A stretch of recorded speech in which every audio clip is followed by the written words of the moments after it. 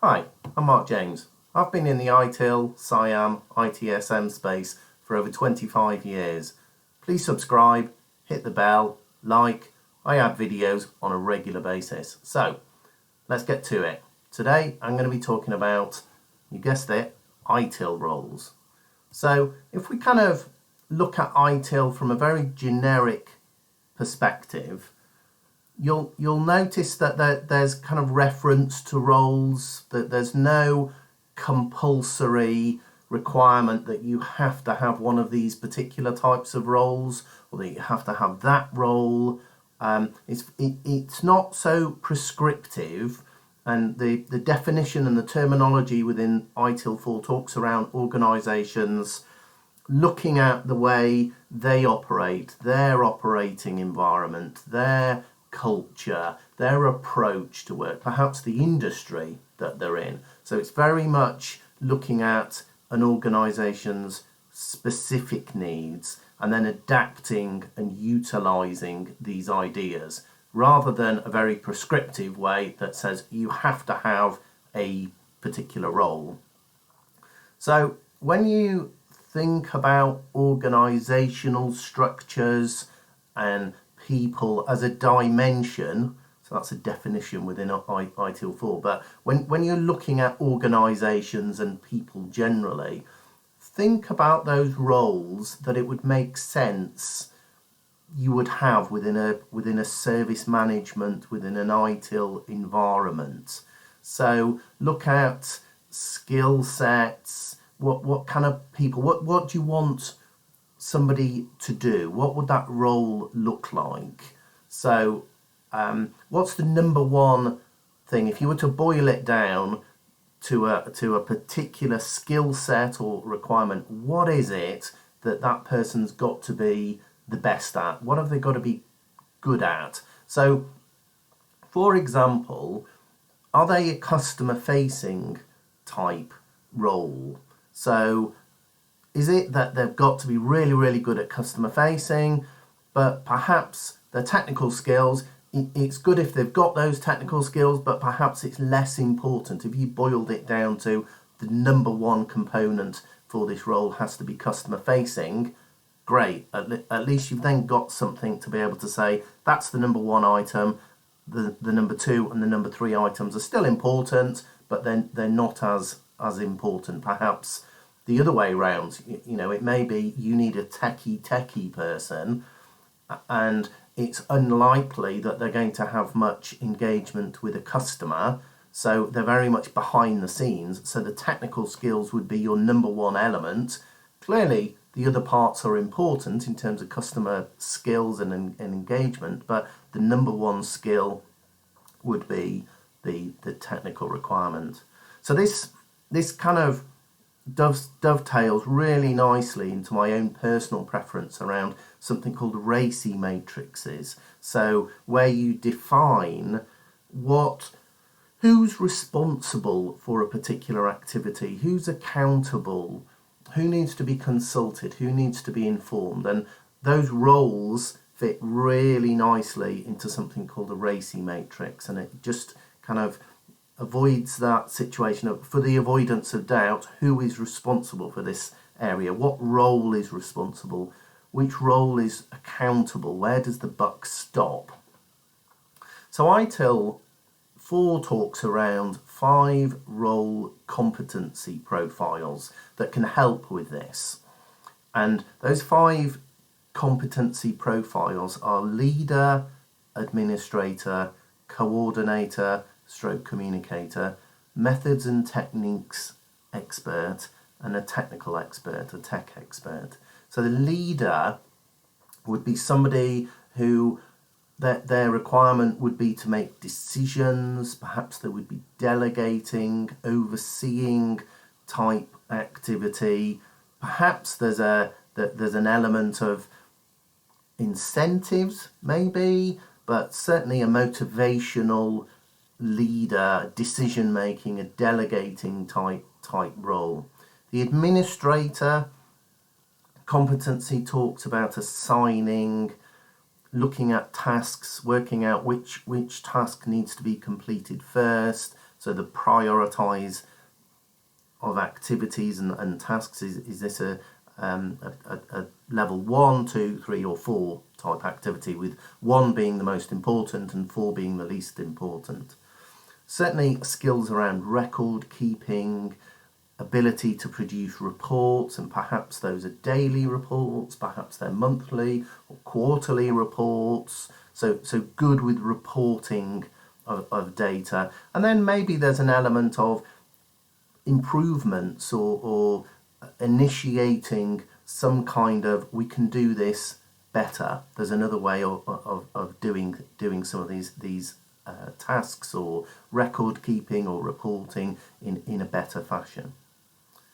The third role competency profile is coordinator / communicator. So think about perhaps someone who would need to speak to lots of different types of stakeholders. Perhaps they're service providers, perhaps they're other external organisations, maybe they're internal stakeholders, perhaps it's all of them. So there's a very much coordinational type skill there needed when you're working with lots of multiple parties. Running awareness campaigns would be another area that would be important in that area of competency profile. The fourth role competency profile talks about methods and techniques. So a methods and technique expert. So that person or that role would be looking at designing techniques, implementing techniques, looking at documentation. Perhaps those would be run books, perhaps those could be standard operating procedures, looking at procedures in the widest sense, certainly looking at processes, an element of consultation in there as to, is this process working the best way, is the way we can change things, is there some waste in there perhaps, and then analysis and continual improvement, CI element. And then the fifth role competency profile talks around being a tech expert. So this is your techie, this is your subject matter expert that would be looking at technical work for delivery or technical work for resolution of activities, any kind of assignments. But the tech expert, I always see that as, that's the techie, that's the subject matter expert. Now there's a really good acronym I use to memorise this, and it's LAC-MT. Now L for leader, A for administrator, C for coordinator / communicator, M methods and techniques, and then T is your technical expert. So I'm just going to run through some perhaps a couple of examples there. So if you have a CAT role profile, in that particular order, C being the coordinator, the communicator, someone who's good with multiple third parties or service providers, stakeholders, internal stakeholders, perhaps all of those. That communication and coordination skill is really important in that CAT model. Then you would have administration skills. Again, it's important, but not as important as the communication and coordination element. And then T would be the technical skills and the techie element. So as an example, a business relationship manager or a service delivery manager or someone who's front of house dealing with stakeholders, that would be a good CAT role profile. Perhaps a service owner or a service manager type role.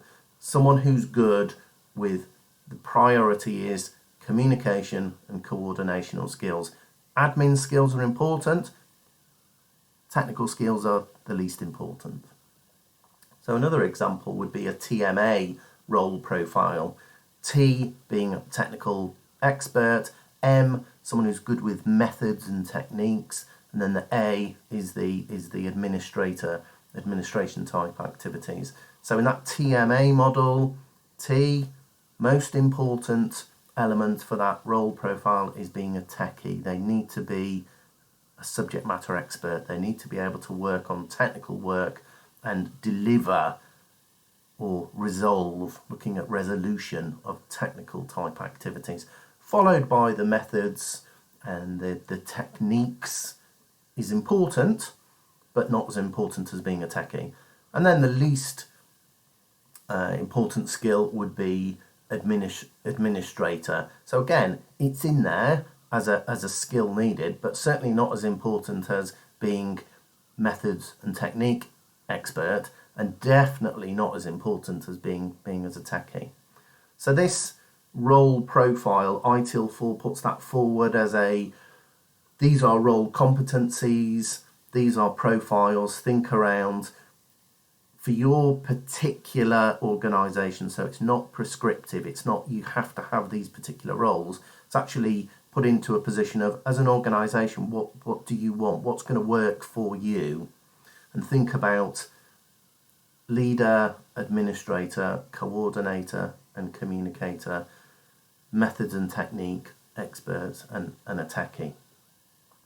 And then the other bit to talk around in terms of roles, think about hybrid roles. So there are I-shaped roles, there are T-shaped roles, there are pie-shaped roles, there are combi-shaped roles. An I-shaped role, so if you think about the letter, so when I say an I-shaped role, think about the letter I. When I talk about T-shaped roles, think about the letter T. When I talk about pie-shaped roles, think about pi, as in mathematical sense. Combi roles, just think about a role that's perhaps like the letter M, for example, or a role with lots of strands on it.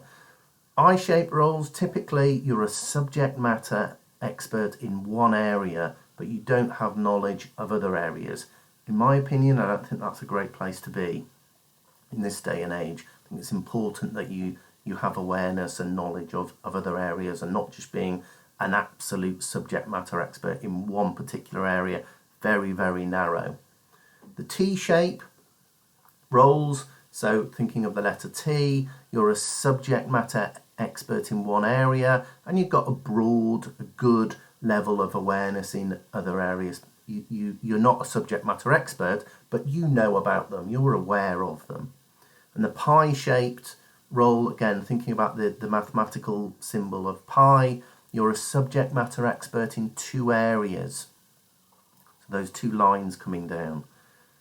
You've got a good level and a good awareness level in other areas, and those areas aren't necessarily technical. It could be accounting, or it could be in insurance circles, it could be claims, for the sake of argument. The final two items, the final item around the combi shape is, if you imagine you've got lots of vertical lines and one horizontal line going across the top, that's the combi. So you're a subject matter expert, or certainly very, very strong in multiple strand areas, in multiple areas, and then you've got a good level of awareness in other areas.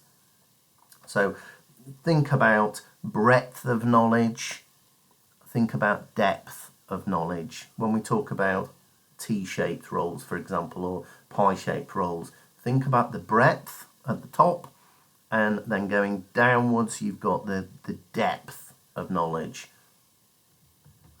Now I'm going to talk about a few specific roles, probably not in a huge amount of detail, but these are roles that I've come across in other organisations, in ITIL operating environments, and these are generic roles.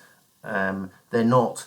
These are the specific roles you must have in place. So I'll run through the sort of half a dozen roles here or so. So a service owner, someone who is managing one or more services through the whole life cycle of that service. They would be involved in the development of the initial strategy or the content. Certainly that there would be a link into the service portfolio for the service owner, and they would be accountable for that delivery of a specific service. Process owner, someone who's accountable for ensuring that a process is fit for purpose. The process is performed as per, hopefully, all the documentation you've got and all the standards that have been created, and looking at that process definition, is it in line with it? Then it's worth mentioning that role in smaller organisations, I've seen that linked into the next role I'm going to talk about, which is the process manager. So in smaller organisations, it's definitely not unusual for some of these roles to kind of be done by the same person, and then in larger organisations you tend to see that split. So a process owner is a good example of that. It's assigned to an individual in a larger organisation, perhaps in a it's assigned to one person in a smaller organisation, and then in a larger organisation it might be split. You might say, actually, no, we're going to split this, and we'll have a process manager and a process owner. So a process manager is accountable for the operational management of a service. Again, it's not unusual for that role to be split across multiple process managers. So you may have, thinking about a particular process, there may be a change management element to it, there may be a continuity, technical continuity, business continuity, a DR element to it. And again, like the process owner, in some cases the process manager stands on their own, or the process manager is actually the process owner as well, and vice versa. Another role I've seen in organisations is the practice owner. So that's someone who is accountable. So think of that racy matrix. When I'm using accountable and responsible, think back to the racy matrix. Someone who's accountable to ensure that the practice fulfills its purpose. So go back to those 4 dimensions of service management as a reminder. Think about organisation and people. Think about information and technology, the partners and suppliers involved, service providers. Look at the value stream and the processes. Effectively integrating, but not only integrating, supporting that practice into an organisation's value stream.